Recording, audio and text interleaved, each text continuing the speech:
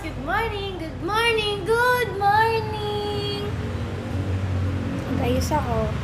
Tapos na ako maligo. Ikaw, anong ginagawa mo? Siguro nag-ML ka na naman kagabi. Ba't na-late ka na naman ng gising? 9:20 na, oh!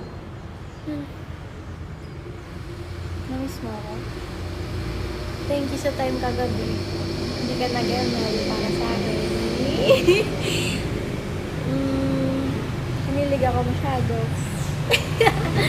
Pero, thank you pa rin kasi andiyan ka pag may problema ako katulad kahapon.